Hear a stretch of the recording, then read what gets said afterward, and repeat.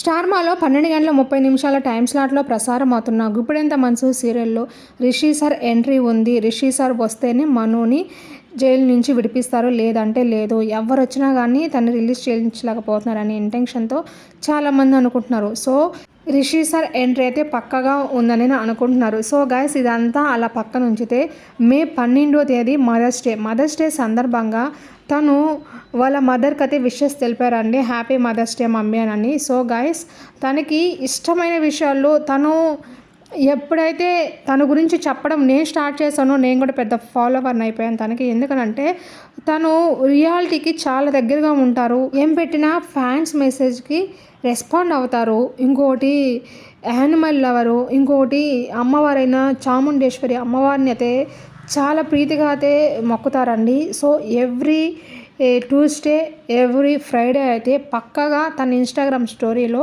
చాముండేశ్వరి అమ్మవారి ఫోటో అయితే ఉండాల్సిందే. సో గైస్, ఇవన్నీ పక్కన పెడితే తనకి మన తెలుగు ప్రజలు అంటే చాలా ఇష్టం. ఎందుకంటే ఈ ఇయర్ కొత్తగా ఉగాది శుభాకాంక్షలు అని చెప్పారు. సో తను అందరూ అనుకున్నట్టు తెలుగు నటులైతే కాదు, తను కన్నడకు సంబంధించిన వ్యక్తి. కన్నడ వచ్చు, కానీ కొంచెం తెలుగు మన కోసం నేర్చుకుంటున్నాడు. మన మీద నమ్మకంతో, తెలుగు ప్రజలు నన్ను ఆదరిస్తారన్న నమ్మకంతో తను మూవీకి ఒప్పుకున్నాడు. సో గాయస్, మూవీని కూడా మనం సపోర్ట్ చేయాలి, అది మన రెస్పాన్సిబిలిటీ. మీరేమంటారు కామెంట్ రూపంలో తెలియజేయండి. Thanks for watching my channel. Bye bye.